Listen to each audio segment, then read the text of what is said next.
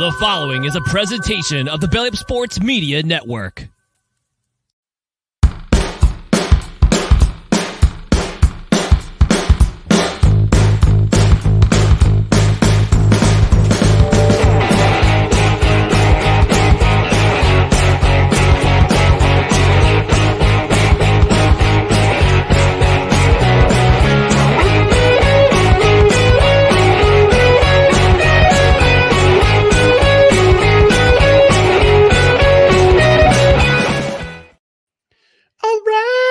Welcome to No Credentials Acquired, where you don't need a press pass to talk sports. We're proudly presented by the Belly Up Sports Media Network. My name is Ryan McCarthy. I'm one of the co-hosts. And to my right is a man who is not coming out of the game because he's tired. Dustin Henry. Dustin, how are we doing tonight? Doing all right. Shades of Super Bowl Donovan McNabb throwing up during that one. But hey, you got to give it to Donovan. He was a gamer during that drive, throwing up. Whereas Anthony Richardson, he was not my biggest disappointment of the week, even though he was in the running. Very close. But yeah, he was tired. Had to come out for a play. This won't happen to this man, except for maybe this weekend. I will be tired during Extra Life for sure. We'll definitely get to that in just a moment. But before we do that, we want to let you know about our social media channels, which are right here. Follow us. Social media, facebook.com/NoCredsREQ. Give us a like if you're watching. Twitter, Instagram, especially is TikTok at NoCredsREQ. YouTube.com/@NoCredsREQ. Again, give us a like if you're watching. And subscribe to the podcast wherever you find podcasts, including Apple Podcasts, Spotify, Spreaker, Google Play, not Google Play, Amazon Music, TuneIn, iHeart, Pandora, and don't forget to get notified on Twitter and on YouTube. You'll know when we're live or we have new videos up, pre-recorded videos up. Don't miss us. Also, if you're on the podcast side, rate and review. 5-star ratings are also helpful, always helpful. Also, if you're on Spotify, if you're subscribed to us on Spotify, leave a comment for every episode. You can leave comments during every episode now. We'd love to have you comment. We might even read it on the air. Same with the rating. If you're on a platform where you can rate and review, if you're on a platform you can review, leave us a review. They always help the show. And engage with the show. We're a live show currently every Tuesday at 7:05 Eastern. The occasional, and then Saturdays at 10 o'clock, although this Friday we'll be on for another happy hour at 8:05 Eastern or 8:30 p.m. Eastern, because Dustin's got his Extra Life fundraiser, which we'll talk about shortly, but we got to introduce our guests. But before that, we got to let the people know to leave a comment whether they're watching live or they're watching on replay. Oh, yeah. Let me hear those chimes. All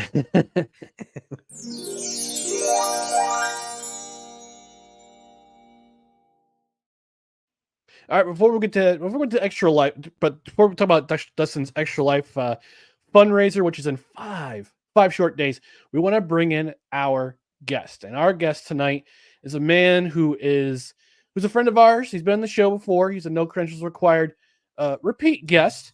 He's my co-host on Total Football Talk Extra and the OG Total Football Talk, which you can find on Mondays at 11 a.m. Eastern.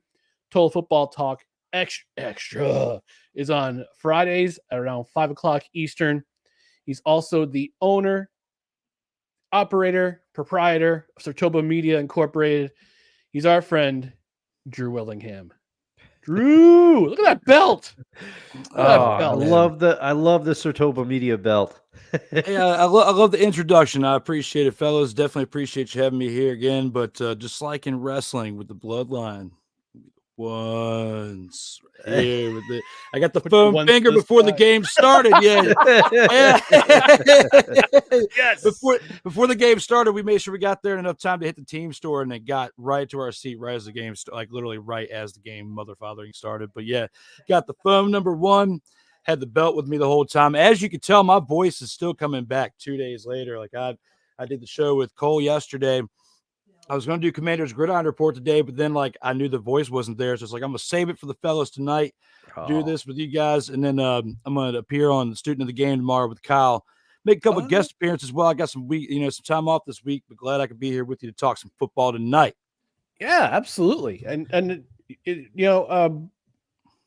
before we get to talking about NFL, again, I mentioned that Dustin's doing a fundraiser. It's 5 short days until he fifth.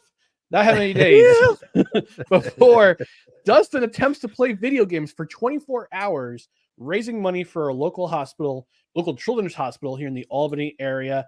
Dustin has a fundraising coming along. I know I shouted it out on several of our social media channels, mine, the No Credentials Required Facebook and Twitter channels this afternoon. So tell the people what's going on and how they can help.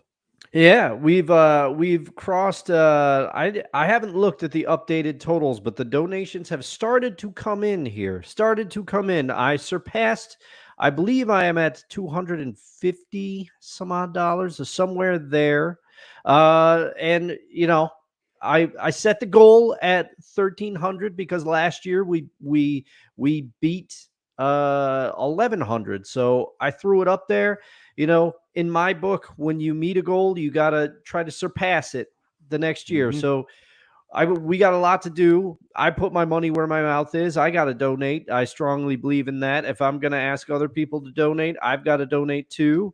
But as I've said, and as Ryan has repeatedly said, and I appreciate the shares today, sir, and every day, now I am raising money for the Bernard and Millie Duker Children's Hospital at Albany Med. Nice. This money, your donation is tax deductible. This money goes 100% to the families of the sick children. It is raising money for area children who are struggling with cancer, but also any other sicknesses. These are going. This money is going to children who are in a fight of disease of some sort. And this is not like some charities where a little bit of the money gets taken and then they donate the rest. No, all of this goes to, this is the Children's Miracle Network of Hospitals, and all of the money goes to the families who need it. And I will be raising money on November 2nd, this Saturday. Swing on over to twitch.tv, Eldusto67. I'm going to be playing games. And honestly, I feel like I'm coming down with something. So who knows how long I'll last, but it's not stopping me. No. It's not stopping me. I will. Unlike Anthony Richardson, this is not stopping you. No, it is not stopping me. And I'm taking my zinc, Ryan. I'm ready to go. So but we're gonna be doing it. My friend Chris is gonna be joining me remotely from Virginia. And Ryan just may or may be there, and we might do a impromptu on location episode of No Credentials Required. Probably not, though. Probably won't be able to multitask to that level, but I'm very excited to be doing this. Thank you for all the love. Thank you for the shares, everybody. If you can't donate, times are tough right now. Get the word out in other ways. Share it on social media if you're friends with me. If you have the means, donate. But if you can't, just help me spread the word.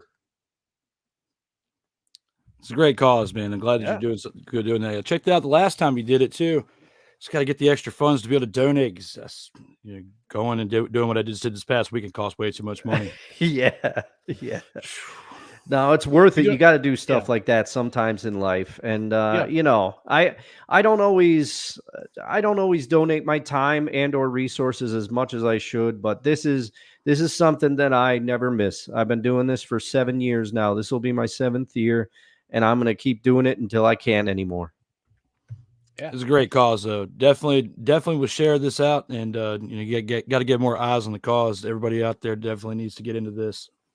For sure, sure. And Dustin's doing a cool thing by playing video games too. So, support him, give him your support, even if it's not financial. Just if you watch the stream, just stop it and say hi and say hey. Just give him some encouragement. I'll be like I said, like Dustin said. Hopefully, I'll be stopping over. Hopefully, my sister will be stopping over too. She said, "Oh wow, all right, come over too." So she might come play. Yeah, so she's welcome. Yeah, she's more than welcome. And we might bring some stuff from. So hold on. Soup, salad, sandwiches. I bring something over from that cookbook too. So just to give you some extra boost. But we're gonna dig into the meat and speaking of speaking of food, we're going to dig into the meat and potatoes of this episode. So we're going to start with, we usually start with the biggest upset, but this week we're going to start with the most entertaining game from NFL Week 8. We're going to hand the floor over to our friend, Drew Willingham, because he was at the game which had probably, I would say, the best ending of Week 8. I'm gonna hand the floor over to Drew Willingham. He's gonna give a firsthand account of what mother-fathering happened on Sunday night, on Sunday afternoon. This game for, if you compare and contrast to like 10 years ago, it kind of reminded me of like a Tim Tebow type game where it was just ugly for like three and a half quarters, right? Because the Commanders were winning 12-0 off of 4 field goals. And Austin Seibert was, 4 for 5 on the day with field goals. Had he made the 5th one, it would have been tied when the Bears made that touchdown with the 2-point conversion to go up 15-12 with less than 2 minutes left. And, it's like 20-some seconds. They get the ball. Terry McLaurin goes on the out route, catches it to where they're close to midfield. Jaden Daniels throws a 65-yard bomb. And, when the Bears had scored that touchdown, Bears fans were talking smack all around, high-fiving each other. We were, of course, we didn't really have too much room to talk smack. People were loving to see the belt. Okay, I was getting mad props on the belt. You can go on the Facebook page, you go on the Instagram page, and there was people, that want to take pictures of the belt. We got some of those, and then there's a lot of other pictures out there floating around. But cool thing with cross promotion with the belt, we got some subs out of it too. So like a dozen subs came out of just going there the other day. So that was cool. But it was an experience of a lifetime. You can't plan for moments like this. Like, you, as a fan, you want to try to find a good game to go to. And also when you're going with other people, you got to do it within a time that's convenient for everybody. I was planning this out like over a month ago to where I could still take PTO time this week for one, if it was something like I just experienced, to have time to talk about it. Cause I'm normally at work right now. I work Monday through Thursday and on call Friday and Saturday nights, to where I'm working 4 p.m. to 3 a.m. I'm usually at work when all this stuff's going on. When you guys are having all the fun, I'm playing around in the IT department, in a space I can't really talk about. It's confidential out there a little bit. But when it comes to this experience right here, you can't plan for this. You go there, we're doing a tailgate thing, have a few cold ones, do a little grilling out, doing it the right way, the American way, because we had an old Coleman cooler. America. We had the old Coleman cooler from the 50s. It was my grandpa's from back in the day. Oh, wow. And when he passed away, I was like, hey, can I have that? That thing looks awesome. And for over a decade, during special moments, it's had ice in it and some adult beverages, and to the point to where, just to see if it would still have ice in it, it still currently has ice in the trunk of my car. Wow. In the driveway, it's still holding it. And I loaded it up Saturday night, probably about 8 o'clock or so. So we're just about an hour off from saying it's been full for a few days of ice, and it still has probably another day and a half to go. Things are not made like they were used to. But, I was just about to say that. Yeah. But to be able to be there in attendance, when the moment happened with 2 seconds left, Jaden Daniels is scrambling out to his right, then double crosses, goes back to his left, buys just enough time, heaves that ball up to where he gets just enough on it to where it gets batted up, and Noah Brown is standing right there. This is all after this one mother-father on the Bears was dumb enough to be heckling with somebody in the crowd sitting near me. Okay? It wasn't me. It was not me. Because I had seats on the 10, like it was like right on the 10-yard line, like just right above. Like you go see the pictures on the interwebs, they'll show it. But I was right there. It was, of course, I wasn't taking pictures and filming in that moment because, one, it's a long shot. It's like playing the lottery when that happens, but you're still glued to the moment. I didn't want to have any distractions. I was watching. Because you're hoping, as a fan, as somebody attending there, you're hoping, just hoping that something like that can happen. And it did, to where we're all yelling to the point to where my voice is still making a comeback. But all I could do, it was when it happened, we're hugging each other. All the fans are hugging each other. I'm jumping up and down. My feet are still sore from all the jumping up and down I did in that moment. Like, you just, everything stops in the moment when it happens. It was like the closest thing you can get to like winning the Super Bowl. I swear. Like, it was when you're going into this game 5-2, I've endured all this stuff for several years within this franchise. The name changes because it happened twice. Mm-hmm. Everything that's happened within the historic run of this throughout my entire life I can say it now because I'll get into the story in a second. I was in Redskins baby clothes because half the stadium when I went the other day was still full of people wearing Redskins jerseys and gear, still saying the name. The Native Americans are mad because they want the name to come back because it represented them. So there's still a really good chance that it could make a comeback. So, and there's been permission out there. The owner says it during press conferences. Why not? So even though I will support the Commanders as long as they are the Commanders, or whatever expletive franchise they want, I'd much rather them be the Washington football team, so I could say WTF, hashtag Washington team of football. Talk about that, but you know what it means. But yeah, I got this out of it before the game. Didn't expect what happened because when the Bears scored with that much time, externally I was bluffing. It was like I was telling people around, even my people that I went with, just saying, "Hey, we got this. It's okay. There's still enough time. He can do it." I was bluffing. Man, just me to you, to the people here watching, and you guys, and also what I said after the game, after we got back to the car. But to the people there, yes, you have to believe. It's like the kid and Angels in the outfield. It can happen. This is exactly what was going through my mind in the moment. This is in the air. The belt is hoisted up in the air. I got the pictures already earlier in the game. It was a great moment. And what made it even better after that is I got to get up with my guy Darrell afterwards and just embrace in the moment of how crazy that was. Because I'm not going to be able to afford to go to a Super Bowl if they ever make it in my adulthood, okay? Or while I'm alive or whatever the case may be. But that was the closest that you can get to something like that on a play at the end of the game against a pretty good team. That's the first time they were tested all year, in my opinion, against besides the Ravens. They were tested against the Ravens and they lost, and they're tested against the Buccaneers. But I mean, since they've had a really good run, to be coming in 5-2 against another team that's actually doing pretty good and then actually win the game, they overcame it there at the end, but it was not pretty throughout 3.5 quarters. No, that was more of a defensive battle than I think I thought it was. That was my game to watch this week. That was my game of the week to watch.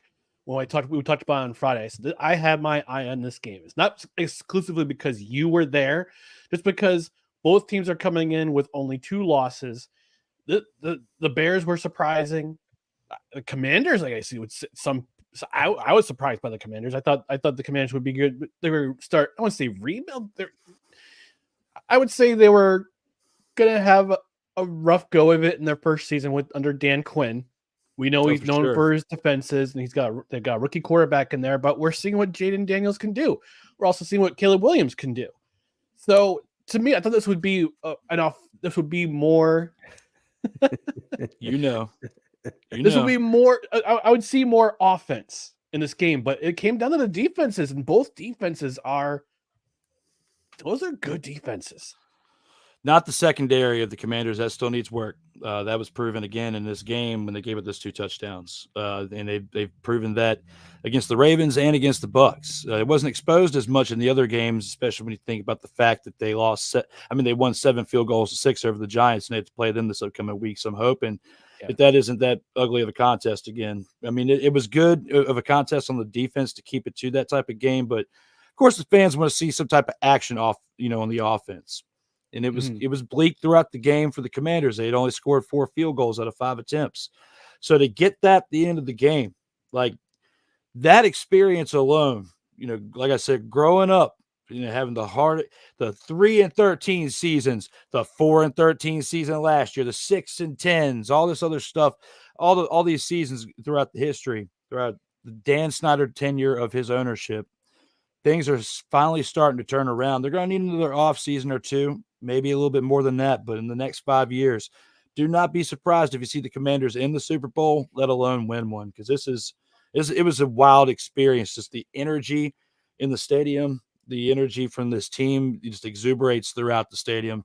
They just need a really good place to play because that still needs a lot of work. I'm glad I had the old Redskins seat cushions to take with me from back in the day when the last time I went, because those seats still needed work, but they had spots for our adult beverages, and even though it was really expensive to buy them, of course we indulged in a couple. We got to enjoy the experience as a fan, and just like you guys do with like baseball or whatever. But you can't take it away, man. And just to be able to look back on how the past 2 years have been, and to be able to have that experience and then go in that moment, it's inconceivable. It really is. Now, Really you is. wore that Terry McLaurin jersey to the game. Are you going to wash it until they lose? Are you not going to wash it until they lose?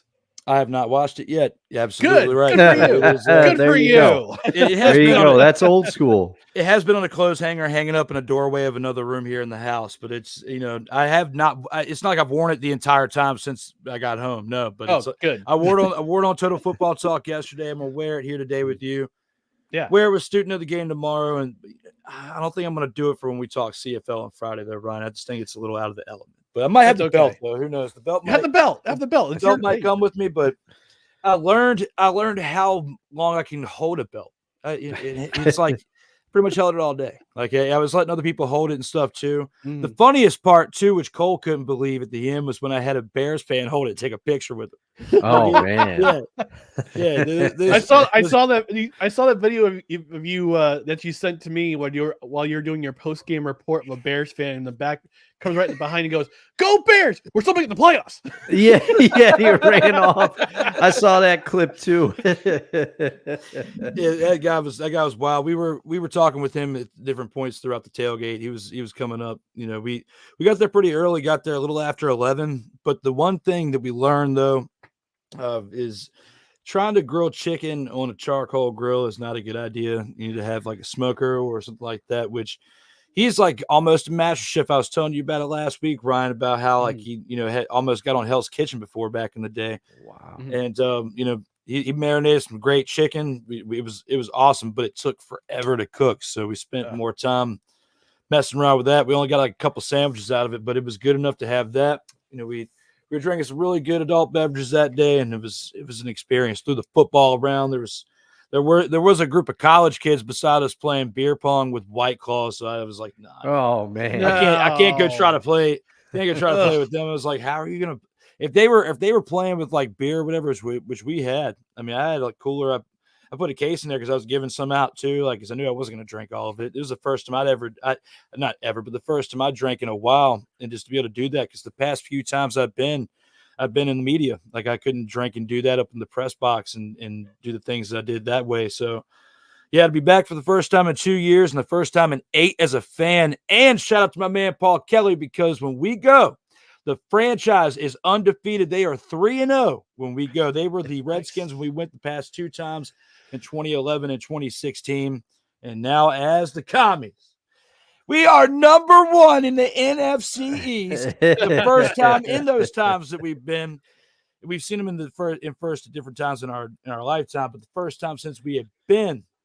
And at this point in the season, because this is like the sweet spot in the year to go with the weather and to see what you've got on like as a real team at this point in the year. Like this is the point in the year where I told you, Ryan, I said it was around this time, week 8, I could start giving you a true definition of this team because I'm not drinking the Kool-Aid. And at this point now, I can tell you after this game, they still have some things to work on, but I am drinking the Kool-Aid a little bit now as I have the jersey, as I have the belt, and I have the number 1 foam finger for the house now until I get a chance to go back. So we have a couple of comments here from our guy, Staniel Smooth from Time to BS with Staniel Smooth. He asks, "Hey Drew, can you kind of promo as Macho Man or The Rock?" He also says Drew's voice reminds me of a redneck Macho Man Randy Savage from TNA. Oh yeah, yeah. That's tough. That's tough to do when your voice is coming I know back. your voice is still kind of wonky. Yeah, from as much content as you and I have done together, like my voice is not at 100, but I definitely can cut promos. I feel like some of the stuff like I've talked about within my experience, I've been cutting promos within a promo. Like it's definitely been a great weekend that we had. I still have more content to edit that I'm going to put on this week's episode of Commander's Gridiron Report, which I didn't find a chance to do today because I wanted to make sure I was here, but I'm going to try to either do it tomorrow or by Thursday. It'll be out. There's a lot within the tailgate, the experience within the stadium, and then just it's a lot, man. So we still haven't put everything out there yet. Yeah, in our YouTube description, the Facebook description, I put your links in there, sartobamedia.com and the YouTube page for Sartoba Media. So yeah, if people want to check it out, go for it. The links are below. Drew will let people know when he's put up his content. So yeah, so thanks, Drew, for getting us the firsthand account of what happened on Sunday at Northwest Field. We do appreciate it. That's basically the most entertaining game for the week because you were there and you give us a firsthand account. Yeah. I'm just glad it lived up to being able to do what I just did. Like, because we talked about, me coming up before the game even, happened. I didn't think I'd have that kind of a story. I figured it'd be some other things filled in with that, which there's still a lot more to say, that's why I'm saying tune into Commander's Gridiron Report. Yeah. There's a lot of content, a lot of photos, and a lot of great times from that day. I'm content for a while. I could go another 8 years until I go back as a fan and watch more TV if I need to, because that's how do you top that? How do you mother-fathering top that experience, man? Like, everything from the beginning to end was great. Well, and especially with that Bears player taunting the fans, it's ridiculous. And confession time, since we're all being honest, you were honest with us, Drew, about you were kind of blowing smoke when you're saying, hey, guys, we got this. So Ryan texts me. Now, this is where Red Zone gets me. Red Zone got me one time. So Ryan texts me, and he says, Drew's going to have quite a story to tell on Tuesday. And I said, yeah, and here's what I said, fully pulling the curtain back. I go, not the ending he wanted, though, because here's what happened. I was doing housework around the house because, as you may have heard, I have plans next weekend. So I'm trying to get things done so that I don't have much to do. So I'm doing housework, and I see the Bears touchdown on Red Zone, and I'm like, all right, I'm going to go roll my hose up and put it in the garage. I'll be back in. Red Zone has the rule that there can't only be one game left, and that was the last game. So they brought it up to the Bears touchdown, and then they switched over to the touchdown montage. So by the time I come back in, it's in the middle of the touchdown montage. I read Ryan's text. I type what I type. And then I found out later, because I was watching a recap, that what actually happened. And I was shocked. I still have, because usually, because you can't watch every single game on TV because it's not set up that way. And I have Red Zone as well, but I also, within the Red Zone package, I have on the NFL Network, I can watch all the highlights, like in-depth highlights and everything. So I usually go through and watch all of them, but I didn't go back and watch the Commanders one, even though I usually go back and check it out after I've watched it live. Because we have Total Football Talk the next day, I got to be able to talk about it. I still have yet to go back and watch that because I still haven't seen the play since being there. Like the people have sent me clips. I still haven't looked at them yet because I just remember it from being right there. That's all I want to remember it as right now. Like it was, that's the best. That's better than the view that was on that they show you on TV. Yeah, of course. What I find underrated these days is experiencing it yourself and not having to put it on video. Because I feel like when you put things on video, when you put events or moments on video, or you always constantly putting it on your phone, you miss out on things. You miss out on the special things. Yes, and that's I credit you for that, Drew. I credit you for not having your phone out, trying to capture the moment, because you're just trying to pay attention to what's going on around you. And all of our photos Paul took, like of in game. I didn't take a single photo because I was good. Like you just had on the promo part. I was the guy. There's pictures of me floating around out there yet that I've still yet to see. Okay, like I just people love this belt. And they were winning most of the game. It wasn't until like right at the end, I call it the Tebow style, where the Bears started making those 2 touchdowns and made the comeback. And then of course the guy with the belt has to step up as the champ. Okay, and it has to just make everybody believe. And even Paul said after the game, he's like, that's why you're special, man. You get that personality. Like everybody was believing. And the one Bears fan that was talking smack, Paul Kelly saw this because first thing it happens, the play does turn to Paul Kelly, give him a big ass hug, jump up and down, you're all yelling and everything, and then turn to the next person, hug, and now go to the guy that's in front of me, who's a Bears fan, who's looking like he's getting ready to leave, and he's the one who talked the most smack all game. I spun him around, dapped him up, and said, "Yes, this is karma." This is karma. You should have picked Jaden Daniels, but you didn't. We had a chance. We got him, and we're going forward. And I had the phone finger right there going, we the ones. Shot the bloodline. WWE. It was great. There's a promo for you. But no, it's a true story. It's to be there in that moment. Like, I didn't anticipate starting off a show like this with you guys like this hyped up, this tired, but this hyped up, and still be able to bring some great content with it, because you don't, when you go back to last year, you don't think about this talking about the Commanders. Call them the commies, mad at their name, talking to a guy that has the formerly logo on his arm from many years ago with some cool art. But to be able to embrace it and stick with them during the tough times, because like you guys saw during the 4-13 season, and I actually did believe in Sam Howell for a while, but they needed to change. They needed to do what they did. They got 17 new starters out of 22 starters between offense and defense, and that's how they started the year this year, and now they're 6-2. I mean, you have to do a complete overhaul in order to get to this point, and not everybody gets to enjoy this type of rebuild this quick. So I'm embracing it for what it is, and just excited to see what comes about from it. Yeah.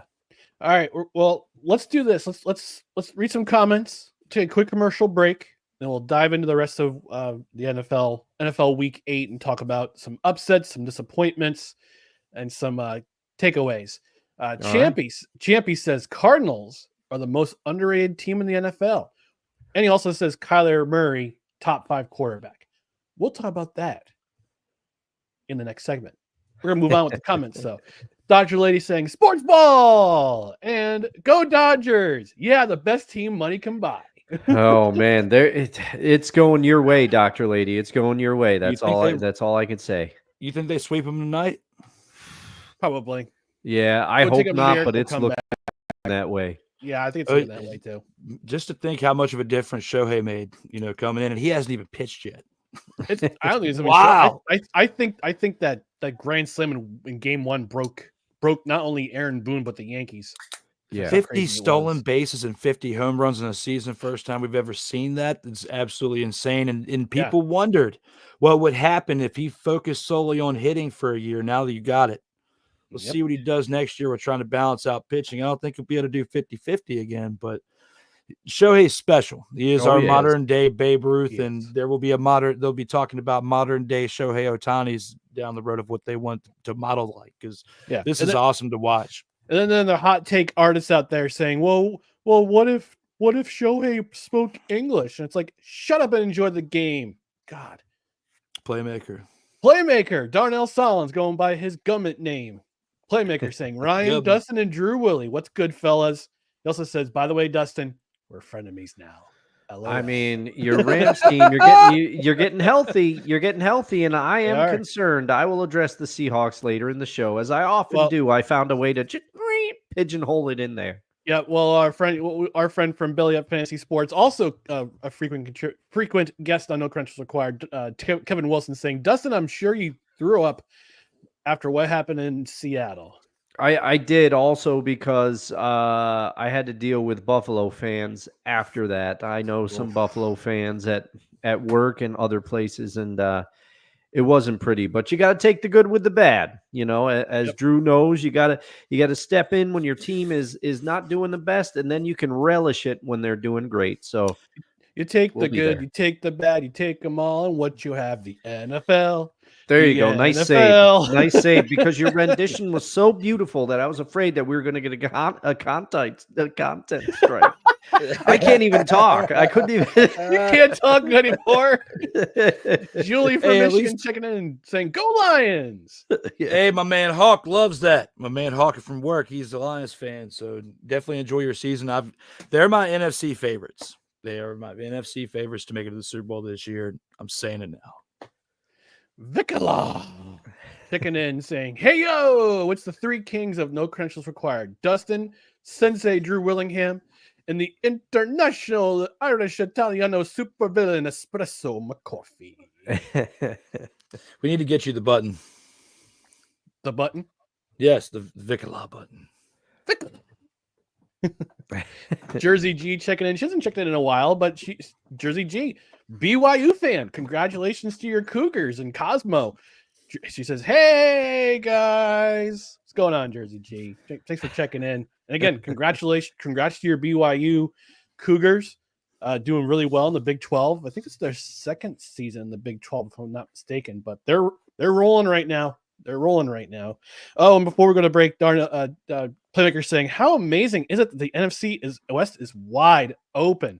It is. We'll talk about that after the break. And Jersey G saying, thank you. We're 8-0. Go Cougs. Go Cougs.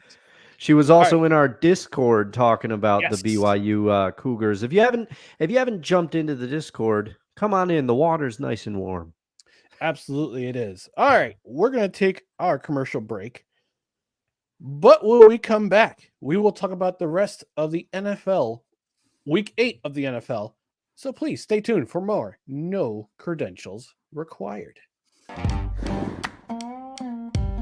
Righteous Felon Craft Jerky is the official jerky of Belly Up Sports. For over a decade, Righteous Felon Craft Jerky has led the American meat snack revolution by concocting delicious, adventurous, U.S.-sourced jerky recipes for uncompromising carnivores across the country.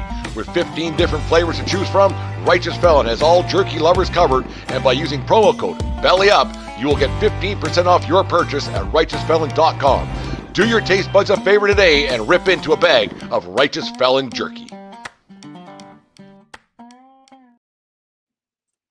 All right, folks, let's talk about Righteous Felon Craft Jerky. This is great jerky. Craft jerky, handmade. Well, I was like handmade jerky, but it's not your usual beef jerky. Got wide variety of flavors. My favorite happens to be the OG hickory. Also a big fan of the teriyaki Balboa, which is a Korean barbecue flavor. They also got beef sticks, which are 100% beef.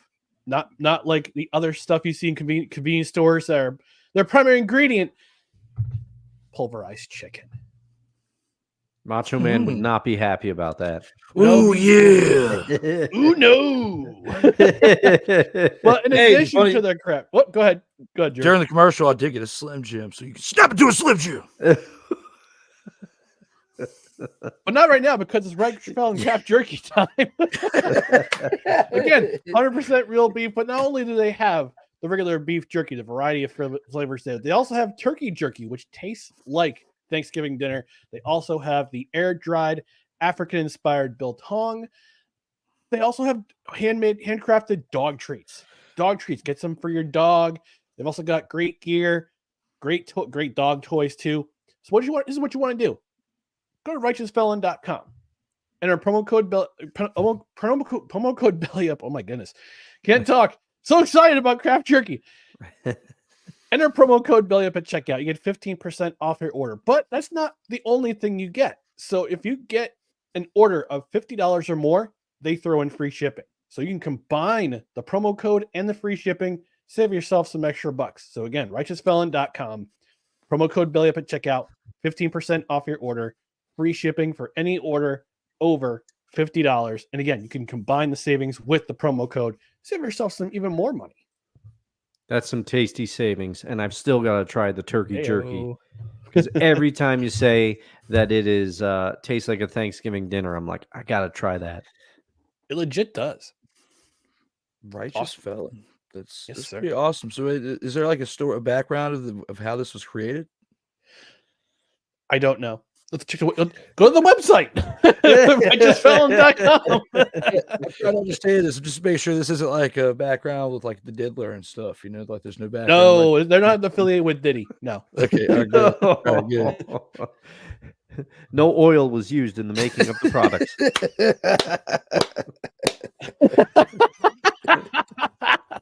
Oh, and Jersey, do you have the comments? Said, I challenged Drew to order Righteous Felon because my daughter loves it so much better than that store-bought brand that he has. Ooh, challenge issued.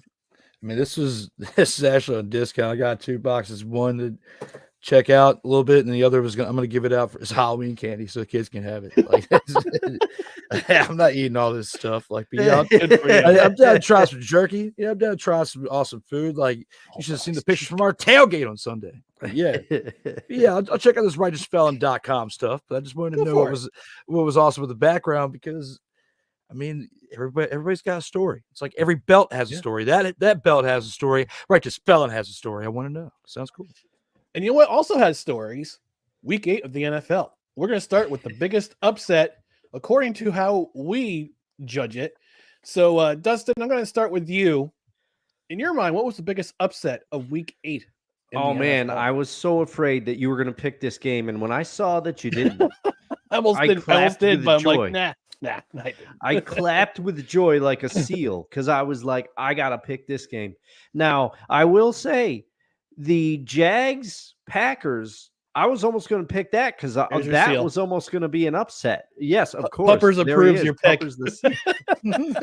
But to me, in my mind, there was one pick for the biggest upset, and that is the Jameis Winston-led Browns beating the Baltimore Ravens. And let me tell you, this is probably I heard on another podcast. I believe it was probably Fantasy Focus by ESPN because I listen to them a lot, even though they don't need my listenership, but I still do listen. They said that this was probably what Browns ownership was worried about all along because you want to know how many 300-yard games Deshaun Watson had in his time as a Brown or has in his time as a Brown. Hold on. Let me do the math. Hold on. Let's see. Carry the 5. Carry the 1. Don't forget to add an extra 0. Add Pythagorean a squared plus b squared equals c squared. 0. Yes, 0. 0. Jameis Winston already has more 300-yard games in his time with the Browns than Deshaun had in his entire time. Jameis Winston threw for 334 yards and 3 touchdowns, including, this is why this one gets the most entertaining game for me. A lot of people are going to accuse me of Kaiser Sozeing it. If you know me, you know what that reference is because I submit a long-time theory that that movie, people like the end of that movie. They don't necessarily, they think they like the whole movie, but they like the end of that movie because of how good it was. This is a case of that. This game, I was entertained by the fact that the Browns kept it close the entire time.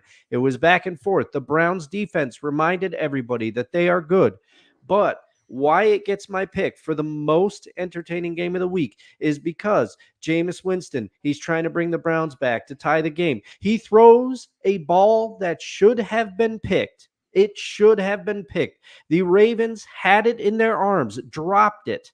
It was a ball that Ravens defender, he knew he should have had it. He was down on the field after he did not get that ball. The very next play, Jameis Winston comes back and throws a bomb to Cedric Tillman to score with 59 seconds left, I believe it was. Game over. Browns win. Lamar Jackson tried to come back. They made it entertaining at the end. They almost, but the Browns were able to hold on, and the Browns get the biggest upset of the week for me.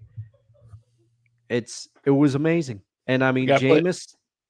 Typical Jameis fashion that year that when he was with the Bucs, he threw just as many picks as touchdowns. That's what happens. Yeah. And Playmaker saying Derrick Henry, 11 carries, 73 yards, shaking my damn head, 6.6 yards per carry. John Harbaugh, what are you doing, sir? Yes. Yes, absolutely. He's the reason why you've gotten this far on a positive note anyway this season. So you got to feed him the ball. But you got to look at that. I mean, that's a great pick with the Browns and the Ravens game because we were talking about the same thing yesterday on Total Football Talk. But also, with all the hype with your team, Ryan, I just, it's I would say the most upsetting game of the week was the Jets losing to the Patriots, because you would think that if they're going to turn this thing around, if they have any last glimmer of hope, it's going to happen this past week in Week 8 against the Patriots. And it didn't. You lose a heartbreaking of a game, and it's all pointing at the signs of your quarterback and how about him being the problem. But at the same time, I mean, I think the Hassan Reddick situation is just as much of a blemish to this franchise as Aaron Rodgers is. You can't really point the finger all at one person here. Is he making his mistakes? Yes, but the mismanagement of Hassan Reddick in his own contract, his own agency dropping him because they didn't want to represent him anymore. Finally, he decides to come back, and he's not even in this game. Like, what's going on, man? Like, so is he out of shape? What's the news that I'm going to ask you with that? Because why was Hassan Reddick not in this game? Oh, he was in this game. He was playing. I just didn't notice an impact by him. I mean, like, exactly. That's why. That's my point. Like, where was he? Like, you give him this money, even though it's prorated now because of the point in the season he's coming back, and you still like Aaron Rodgers doesn't play defense the last time I checked, and the Patriots scored 25 points on their defense. Well, some people would want to think that Aaron Rodgers plays every single position on the field by the way they talk about him. I'll address that in another segment. I'll just address another segment, but yeah, continue, dude. I'm sorry. No, you're good. It's just like I just feel, even though there is pointing that needs to be made at Aaron Rodgers at the start of the season, did he turn the ball over in this game? No. So there's so many people out here in big time media with an A in the middle of their name and want to go after, this guy right here, which, yes, has he made his mistakes? Yes. Should he have been there at training camp and in the mandatory camps? Yes. However, they suck as a whole collectively. So you got to point it at both sides. And there's three faces to the team: offense, defense, and special teams. Look at it for what it is. But yes, does he deserve the blame for offense and the drama? Yes. You got to point at Hassan Reddick for the defense, and I rest my case. My biggest upset this week, as mentioned in the comments by one champy, he was talking about the Cardinals. My biggest upset was Cardinals and the Dolphins. And once again, the self-hatred game of the week, curse. There's his ugly head because this game was a decent game. Hey guys, two returned. Yay. It's like Humpty Dumpty, though. Yeah. Like, literally at this point, you touch him wrong, he's going to get a concussion. You give him a hug on the sideline, he's going to get a concussion. You know what, though? I got to say one of the most entertaining parts of that game was when he slid. Yeah. The crowd went nuts at Hard Rock Stadium. I found that to be hysterical. Yep. Yeah. But I will say he proved to be the catalyst of this offense. The running game was clicking. He had some pretty decent passes.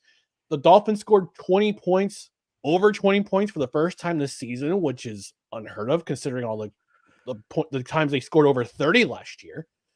However, on the other side of the ball, Kyler Murray outplayed him. 308 yards, he ran for the 19, guided the Cardinals on a 13-play drive.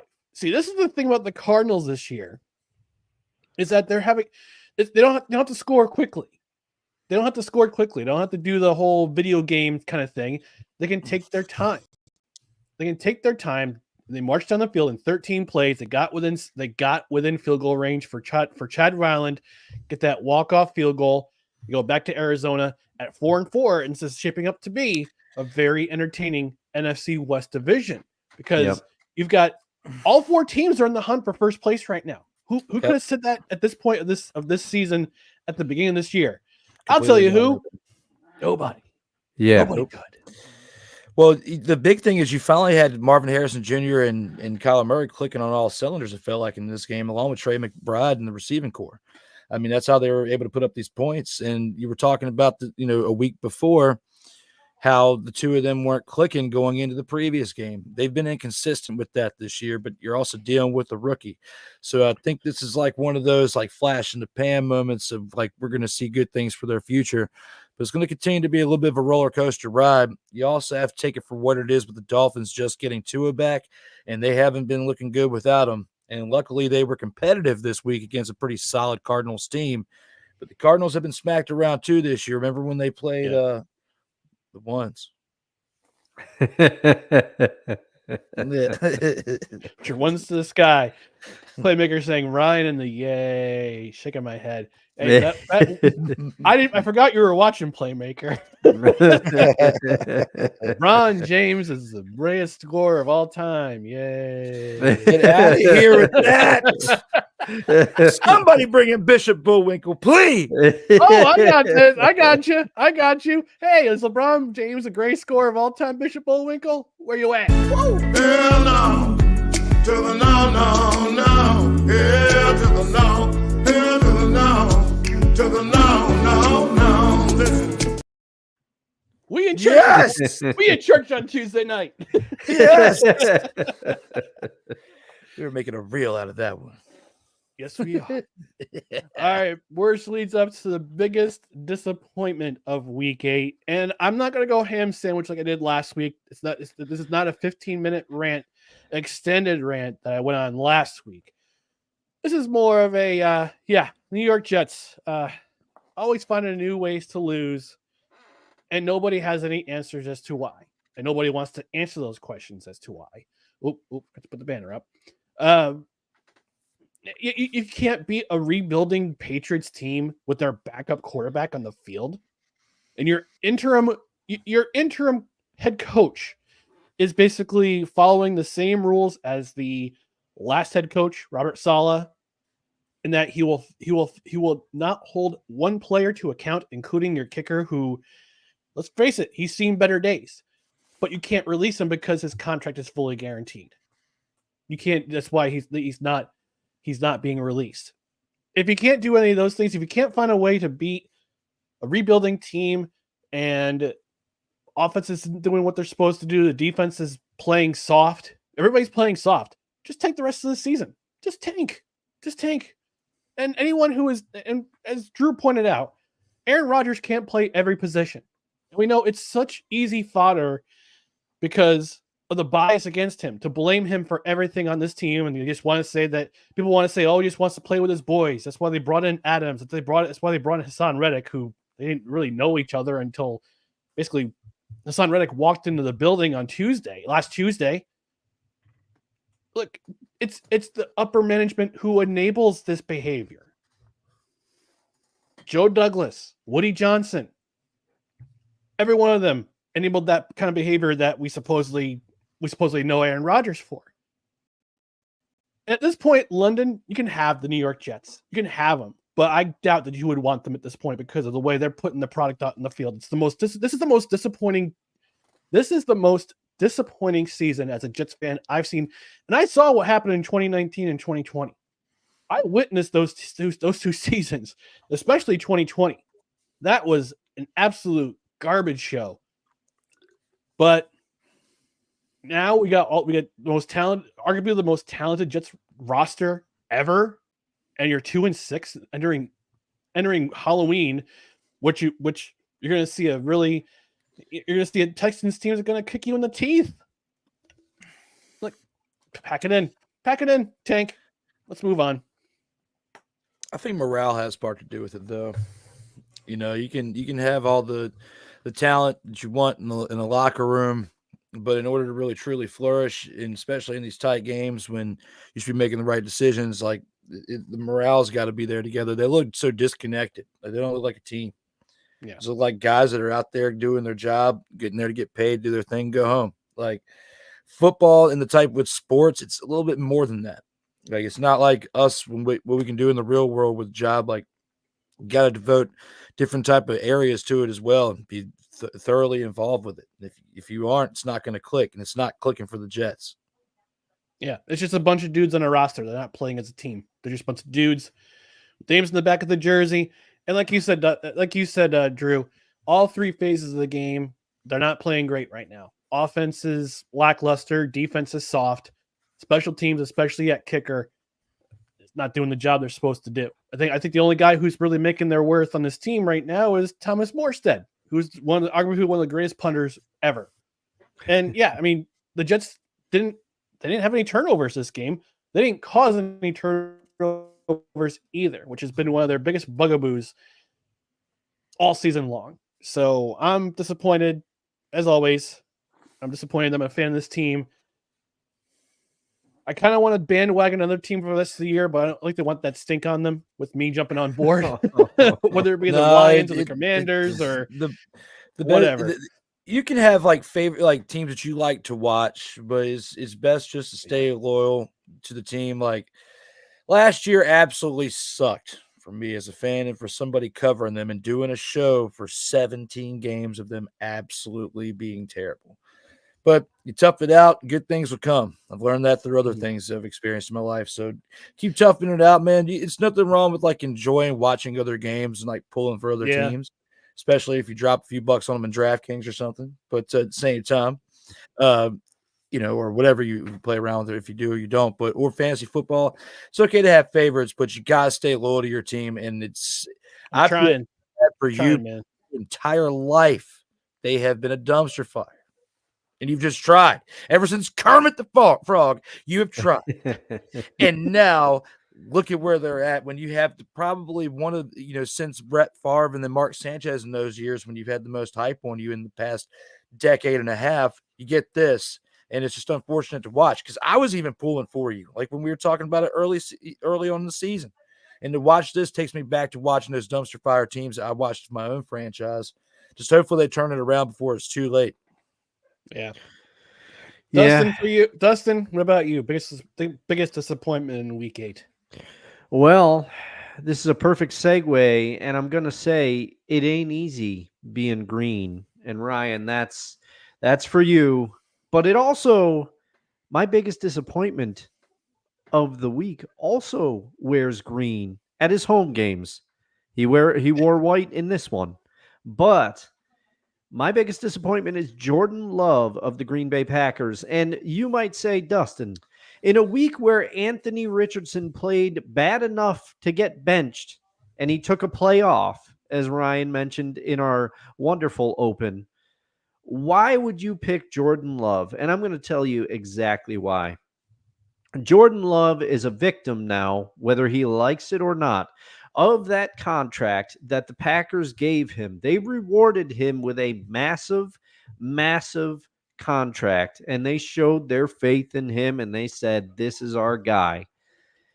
Jordan Love has thrown he has a habit of throwing interceptions in games quite a bit for someone who has been rewarded that handsomely. And normally he bails himself out with a couple of touchdowns. But how many touchdowns did he throw for this week? Goose egg. How many picks did he throw? 1. How many yards did he throw for? 196. He was 14 of 22 on his passes, and he did this against a Jaguars defense. Jaguars, who have been hapless. They have been hapless. They haven't been able to beat anybody. This team is in trouble right now, and they almost upset the Packers. And to boot, Josh Jacobs is the reason that the Packers ended up winning this game with his running attack. And then Jordan Love gets hurt. Malik Willis comes in, goes 4 for 5, 56 yards, and throws a TD. So when you compare the performance that Malik Willis had, albeit in a very short window, to the performance that Jordan Love had when he had more of the game, and also the disparity in the contracts and the way that they rewarded Jordan Love prior to the season, I'm going to say Jordan Love is my biggest disappointment this week. I like both of your picks. I really do. And I was actually, when both of you were giving your picks, I'm actually split between two different ones because they cost both of their teams the win. First one is going to be Alexander Madison, the running back of the Raiders, because he had 14 carries for 15 yards on the day. And he led his team in rushing. And you lost, as the Raiders did, to the still reigning, defending Super Bowl champion, undefeated this regular season Chiefs. 7-0, and you lose to them 27-20. You lost by a touchdown because you couldn't get your running back going, who had 14 carries for 15 yards. You tried to establish the run, but he was averaging like 1 yard per carry. So of course you're not going to do anything with that type of established of a run. And my second one is Anthony Richardson, because he tapped out of the game. Like he tapped out of the game. He wanted to come out, and now he's lost his starting job to Joe Flacco, who led the Browns to a comeback last year. Mhm. Watch Joe Flacco do what he did with the Browns last year and then secure a starting job in Indianapolis for like a year or two. And they become a team to watch. Maybe not like a Super Bowl threat, but at least an entertaining team to watch in AFC.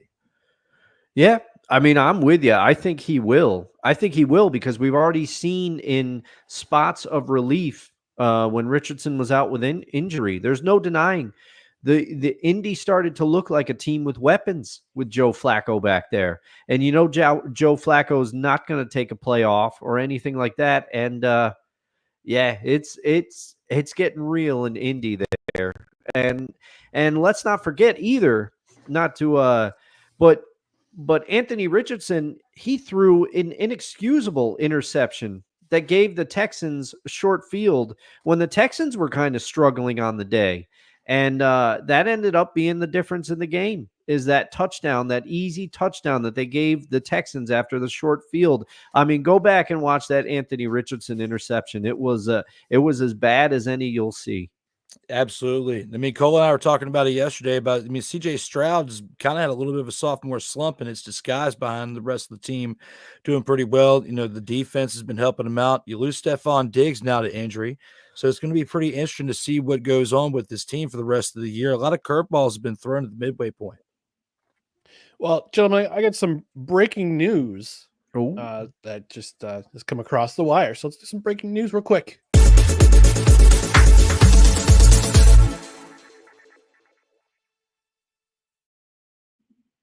All right, this is not football related, although there's some fire hose. The fire hose news is coming across with the NFL, but this is actually related to hockey.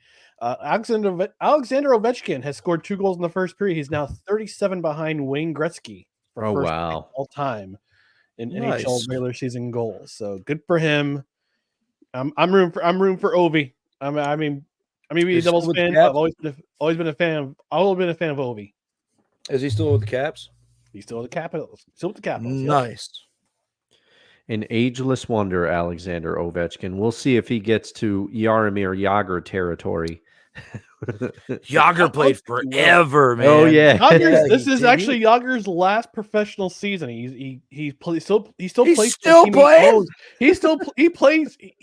team he owns in the Czech Republic. This is his final professional season. He's like 52 years old or something like that. Yes, he is. That's his age. 52. 52. Yeah. He's. I thought. Yeah. Wow. Oh man. Yeah. A la Michael Jordan on the Wizards. Jaromir is still playing for a team he has a stake in or owns completely. I don't know. Jordan wasn't 50 though. No, he was not. He was late 30s into 40. Yeah. Yeah. Wow. Yeah. Wow. So yeah, good for Ovi. I'm rooting for him. He's got plenty of time to try to break that record, but we're going to keep rolling along with week 8. We're going to talk about the most notable performances from week 8. Dustin, I'm going to start with you. For you, which performance stuck out in your mind in week 8? Well, it seems easy, but I feel compelled because we at different times on this show and a lot of other people we've talked a little trash on old Kirk 2 Chainz Cousins, but he's starting to figure it out in Atlanta. He's starting to get those weapons going, and Atlanta looks like they have a competent offense, even though they were upset by my Seattle Seahawks a mere week ago. But they're starting to put it together on offense, and a lot of it is due to Kirk's play. When he first came out in the beginning of the season, he looked rusty. And he looked like, maybe that shoulder's not all the way healed. But he looked good this game, and he's looked very good at stretches for the Atlanta Falcons. He threw for 276 yards. He also was, where are my notes? 4 touchdowns, 23 of 29, 276 yards. Thank you very much. Solid performance. Yes, it was. And, I get that he didn't throw for 300 yards. And that's kind of like the benchmark for the quarterbacks in a lot of people's minds. If you go over 300 yards, you've had a good game as long as you've thrown. but you don't have to go over 300 yards if you're that efficient. He's getting the pieces involved that we bemoaned Arthur Smith for not touching. The Falcons look like an offense. They look like a team now. They took over sole possession of first place in the NFC South with this win. So Kirk's got him humming on offense right now. Got to take my hat off to Kirk Cousins. And yes, Kirk, I do like that. You like that? You like that? Yeah. My most notable performance this week was Khalil Raymond of the Detroit Lions. Give some love to the Lions here again. So he had 2 receptions for 14 yards and 1 touchdown. Wait, there's more. There's more. But wait, there's more. But that's not what stood out. What stood out was that Raymond had 190 return yards. That's 17 from the single game record in NFL history. 5 returns, 190 yards, including a 90-yard return for a touchdown. And that was a touchdown that broke the game open for the Lions in a 52-14 butt whooping, steamrolling of the Tennessee Titans. And I said to Dustin, I texted Dustin while I was watching Red Zone. I said, you know what? The Detroit Lions special teams, their return team might be my most notable performance of the week. And turns out, it was actually right after Raymond scored that touchdown. So I saw the final stats for him: 190 yards on punt returns. So congratulations to him, and honorable mention to Jared Goff. 12 of 15 for only 85 yards, but he still threw 3 touchdowns. He's efficient. He's efficient. When the Lions are dump trucking people like that, why do he doesn't need to do much. Well, I saw somebody try to clown him on social media. It's like, the Lions have scored 28 points. And he's only got 35 passing yards. I'm like, yeah, they're up 28-14. You dang. Yeah, they're not watching the game and they're not looking at games. I mean, you modify game script based on what happens. Right. And I think that it's a crazy stat that I think one of our local, actually friend of the show, Tom Gazlowski, said on the Levac and Gaz yesterday. It was one of our local media, Fox Sports Radio shows. I think there's a stat that in the last 5 games, Jared Goff has only 23 incompletions. Oh yeah, he's been ridiculous on fire. He's been on fire. I'll have to double check that on Pro Football Reference real quick, but I like both of your picks, but I want to give a shout out to, we got to look at the Rams and the Vikings game. What happened with that? Because I mean, with the Rams winning, they're still in contention with the West, and we were talking about that earlier in the show. My shout out with this one for notable performance was Matthew Stafford getting his receivers going with Puka Nacua and Cooper Kupp recently coming back from injuries. Getting a touchdown to Cooper Kupp, and improving this Rams record to 3-4 over a team in the Vikings who just came off of a tough loss to the Lions, and we're looking to rebound from that. Now the Vikings have fallen to 2, losing the past 2 games, which makes the rest of their season a little bit more difficult than what it was in the past 2 weeks. And then the Rams now going on a little bit of a run to getting closer to 500. They could sneak back in there as a team to watch for the rest of the season if they stay healthy and if they don't trade away Cooper Kupp. But looking at how things went in this past week, why would you trade him? You still have one more week that you can use them this weekend because the trade deadline is until November 5th. So see what happens this week. If you get to 500, what's the point in even trading him? You got a chance. There's no point. The rest of this team, I mean, they still had to figure some things out, and they still might have a little bit of a rocky road the rest of the season, but they can still stumble into a team in the playoffs in the first round or two, being a little bit of danger for a team that came in with a lot of hype, knocking them off. Who knows? Mm-hmm. Yeah, I mean, they did take the Lions to the limit in week 1, too. Let's not forget, because now we see how good the Lions are. Yeah. And I did some real-time research, fellas. I stand corrected. So Jared Goff, in his last 5 games, he doesn't have 23 incompletions. He has only 18. Yeah, I was going to say it's got to be less. Yeah. He's ridiculous. In the game in Arizona, he went 18 for 23. Against the Dustin Seahawks, he went 18 for 18. Yeah, he was perfect. against Dallas, he was 18 of 25. Against Minnesota, he was 22 of 25. And the game against Tennessee this week, he was 12 for 15. So he is playing.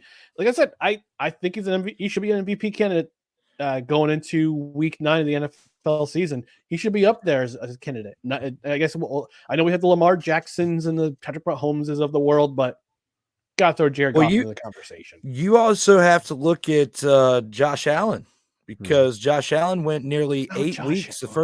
He went nearly the first 8 weeks through without throwing an interception until this past weekend.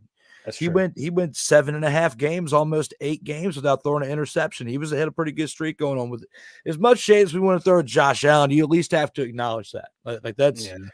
That's a pretty decent streak he was on.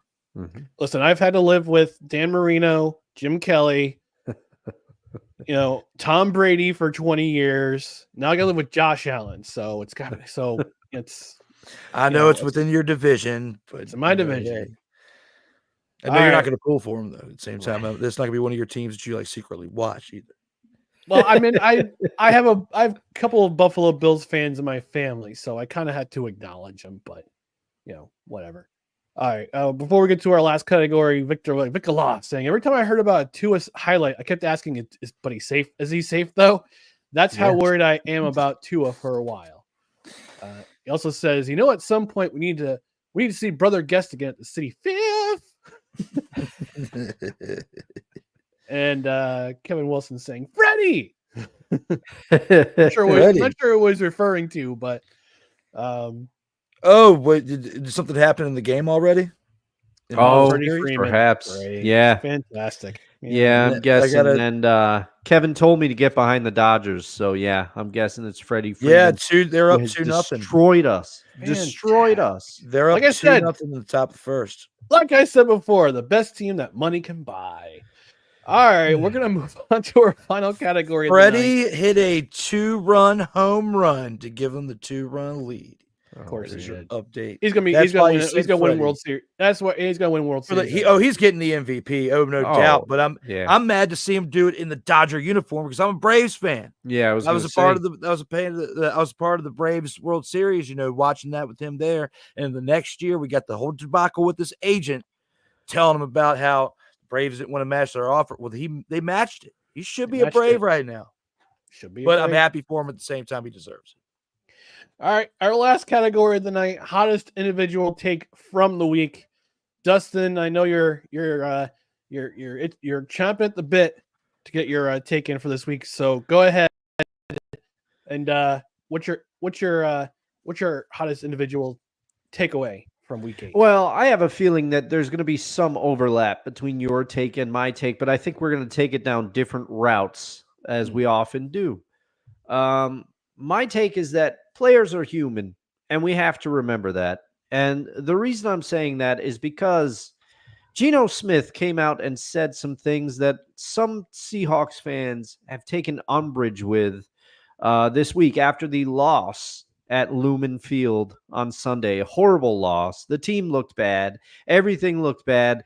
There was a point in the game I knew it was over when the Bills scored, and then the Seahawks were driving. They're in the red zone. They go for it on 4th down, 4th and goal. Geno drops back to pass, trips over something, falls down. I said, "We're done. We're done. It's over." And the rest of the game just went horrifically for the Seattle Seahawks. As Kevin Wilson said earlier, I did throw up after what I saw. But after the game, Geno praised the Bills during his press conference. He said, "You can say that we made mistakes, but they capitalized." And then he talked about the Bills Mafia and how well they traveled. And he said, at times it felt like we were on the road. And it has been well known that Seattle has had one of the best home field advantages in the NFL over the last period of time, over the last, I'd say, decade or so. And a lot of Seahawks fans took umbrage with what Geno said. And they said that, he's throwing us under the bus. He's saying that we didn't cheer loud enough. He's saying this, he's saying that. One, it's after a game where you just got your tail whipped, okay? And I don't know about you, but when I have a bad day at work, I'm usually not brought out in front of the media and told to talk about it. Okay. And the other thing is, we always say that we want players to show their fire, show their passion. Gino was mad during that game, and you could see it. And you could see DK Metcalf, of all people, went over and tried to comfort him. DK's fuse running a little short has been well documented, but DK was trying to go over there and say, hey, we'll get him next time, something like that. But to the fans that were bemoaning Geno Smith, he's a human being, and he said what was on his mind after the game. And people are going to do that sometimes. They're going to have reactions. We can't complain about athletes having robotic responses or showing no emotion or not showing any fire, and then complain when the fire comes out because we don't necessarily agree with what they say or do. Athletes are humans too. I get that they're paid a lot of money. They have media sensitivity training, and they have all sorts of things, but they are human beings at the end of the day.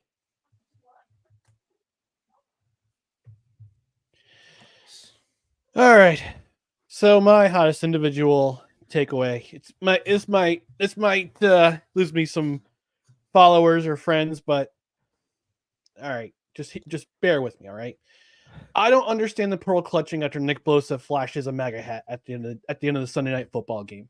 It was for like 2 seconds. I saw an article on The Athletic. I read it, and the title of the article is from Jim Trotter. Says, when it comes to political expression, does the NFL have double standards? Let me give you some examples.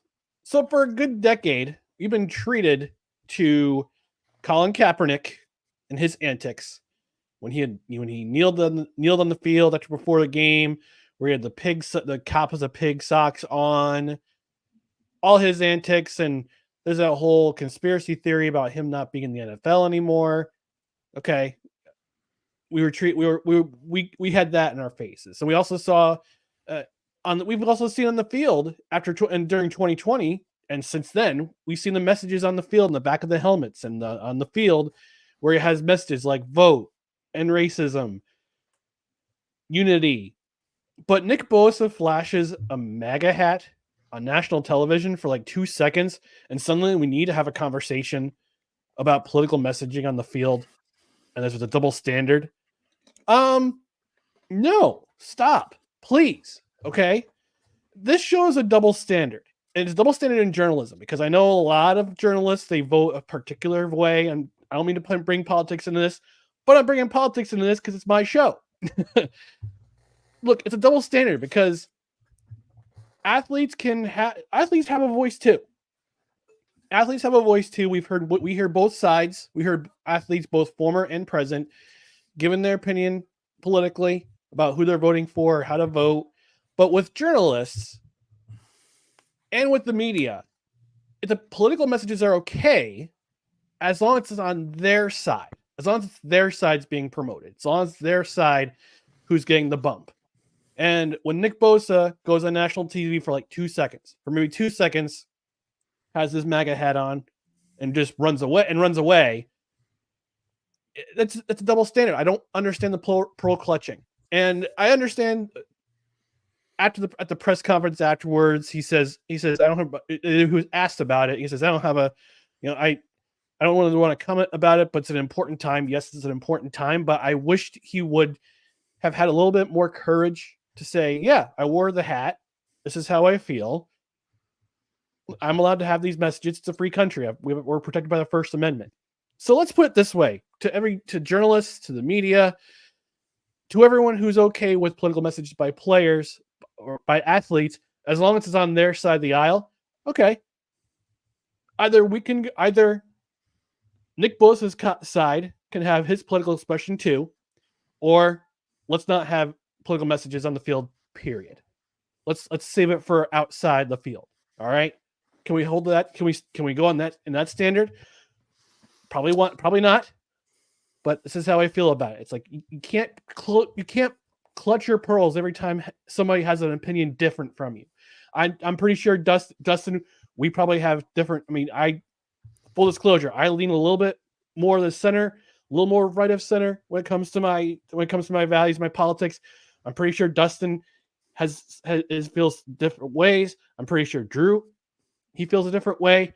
Some of the people some of the folks we've had in the show, they feel a different way. We're all still friends. It's okay. It's okay to disagree, to have different opinions.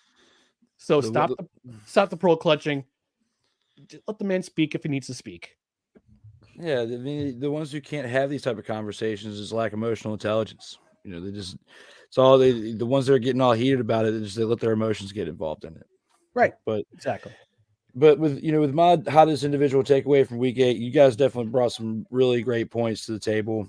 And I might be a little bit biased with where my hot take is, because, you got to think about the path of this road where this team formerly known as the REDSKINS is at, now 6-2, put up the second most points, I believe, in the NFL as far as points scored, just behind the Baltimore Ravens by like 6 points.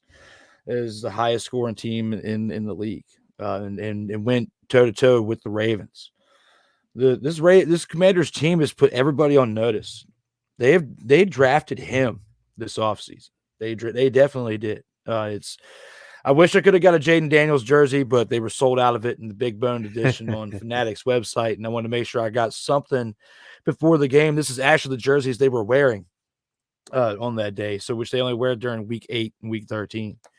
But to be there and witness what I witnessed live, the individual takeaways I have, the hottest takes, is that Jaden Daniels reminded this league that he's here for many years to come. He just has to stay healthy, and I think that with how they handled the rib situation, it reminded me of like what it was like to pay attention to the injury report of the Bill Belichick-led Patriots teams back in the day, when he would have everybody on the injury report, and then you would wonder who was going to be playing the next week and who wasn't, during the prime days of him running the Patriots when they were playing really well.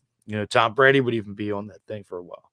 So with the way this thing was developed all year, all week long, with how if he was going to play, if he wasn't going to play, because even when we did Total Football Talk Extra last Friday, we didn't even know if he was going to play this Sunday, and I was concerned about still making the trip and if they wasn't going to play and still having faith in Mariota, which the game would not have ended like that, I don't believe, if Mariota had that exact opportunity with 65 yards left. My hot individual take from this week is that the Commanders have a very bright future. I just wish they would change the name to something else. But at the same time, I at least I've stayed loyal to them. This is the first jersey I've gotten, and maybe the only one I get, because I'm hoping they change the name back, because Native American ancestry, the ones who want that name to be what it is, would have loved to embrace that team with that name in that moment. Imagine if that team didn't have that type of win. When was the last time, you guys are older than me, that you saw that team, that franchise, have that kind of victory? When was the last time? Because I don't recall since 92, January of 92, when they won the Super Bowl for the 91 season. When was the last time they had a win like that? Yeah, I don't remember. I don't remember one. And prior to this, you want to know what my memory of your favorite football team is in 2002, when they started out 0-5, and then they won their next 5 to get to 5-5 under Marty Schottenheimer, of all people. 8-8 and fired him. Yeah. Yes. Yep. I know exactly what you're talking about. There's been a lot of heartaches with this franchise. That's why, for me to even be there and then do this with you guys, to actually be there and witness that, I would have had a similar feeling maybe on TV. I mean, if it was on TV and watching it, from home. But being there is something. It's something to behold, man. So I'm hoping that for both of your teams, I hope the Jets finally get together and Ryan McCarthy can finally go see something like that and watch it live. And I hope the same for your team as well there, Dustin, because, we've all experienced our big tale of woes with our team, and it's time It's time to get back on track, even though you have the most recent Super Bowl with the Seahawks. Yes. But you, after that, the next year, have the blunder of where he should have just ran the ball to Skittles. Skittles should have got the ball and ran the ball in the end zone. Instead, Russell Wilson throws the interception. So you have been there closer, but then also have the heartache too. So all of us collectively, our team has been taking years off our life. Okay. And to be there and to maybe get an extra year bonus. That was awesome if I can gather that from that moment, because the feeling from that electricity was great. I don't know how me personally, can have a hotter take than that, being at that game this past week. All right. Well, thanks, Drew, for being here. We're going to get out of here. Before that, we're going to read some comments. Subscribe now. Don't miss out on new content, whether it be on No Credentials Required, on Sartoba Media, which is where Drew is streaming right now, both on his Facebook and his YouTube pages. Subscribe to Sartoba Media. Subscribe to No Credentials Required. Subscribe. Hit the notification bell, too, because you don't miss out on new comment. There it is. Look at that. Let's see what we go here from. Dustin's Uncle Al saying, does anybody... What are you doing? He's showing off the Sartoba Media logo. He is, but he's like going deep. Does anybody want to win the NFC West? Well, that's what the next 9 weeks will decide. Or 8, the next 10 weeks will decide. Playmaker saying, oh no, the 12th man not showing up. Hey, wait a minute. Gino doesn't write back. I knew I was opening up for Playmaker on that one. I knew. And Playmaker, feel free to stop by again on Friday night at 8:30. We'll be drinking some adult beverages and talking. You can bring all the smack talk you want for week 9. Mickey Delaney checking in saying, hey Drew, hey Ryan, hey there. What's up, Mick? Mickey, good to see you. Al says, I vote no messages. The NFL, quote, cares about what will make them the most money. True. Mickey says also shared and liked. Jersey G saying Kid Rock and Eminem just had a post about how they're still friends despite their political differences. That's what I'm talking about. Nello saying, go Washington, keep winning. Also says, I jumped up like a cat off the ground when we won. Ha ha ha, tears in the eyes and all. And then the contrary, Dustin's Uncle Al saying, I need the Washingtons to be bad. It's the only thing that kept the Giants from being permanently owning the basement. The Washingtons. That was. I will say though, Uncle Al's been suffering a long time as a Giants fan now. Oh, boo-hoo. He's seen all 4 Super Bowls. Boo-hoo. I know. Cry me a giant river, okay? But at least your franchise won one. They had to go to 4 and lose. Yeah. No, that's why. I mean, I get it. Since I said all I wanted to do was see the Seahawks win the Super Bowl before I shuffled loose this mortal coil, and I saw it, and they should have won the second. You're right, Drew. And who knows, maybe that legendary defense would have been together for just a couple more years if Pete made the right call and ran the ball. But what are we going to do? But at least your heartache, I mean, at least you've got one. Okay? Yep. Because you went to another one before that with Hasselbeck and with Sean Alexander, who eventually became that game. Sorry as well, Al, because you had to endure one of those L's to that team, the historic part, which eventually became this. You already know the story. But yes, at least you did not have the Bills heartache. No one matches. I still say though that 90s Bills team doesn't get enough love. Going to 4 straight Super Bowls, I don't think no one could do that today. And by the way, they were Al, like the Braves of the NFL. The Braves did get a Super Bowl, but they should have won several more in baseball. Yeah. I mean, they got a World Series, not a Super Bowl. You know what I mean? Yeah. And by the way, Al, I've rooted for the Giants for 2 of those Super Bowls because the enemy of my enemy is my friend. All right, we're gonna get out of here, but before we do, let's give Drew an opportunity to plug his stuff. Drew, where can the good people find you? Well, as Ryan and Dustin had shared, and then we had talked about earlier, you have this belt right here. This is Sartoba Media, the Sartoba Media Championship, which you can find on YouTube, Facebook, TikTok, all the major platforms, Instagram, SIRTOBA. It stands for The Struggle is Real to Be Awesome. You can also see it on the hat right there, too. But this championship has every single show that I do, the Commander's Gridiron Report, Total Football Talk, as well as D-Willy in the evening. and In or Out Sports Debate, which both of those two shows on that side are actually on hiatus right now. One of them coming back soon. The other one that the two of you have been on, the In or Out Sports Debate, may be a little while because, as you know, from being on that show, it's a pretty in-depth work of art. There's a lot that goes on behind the scenes to put it together.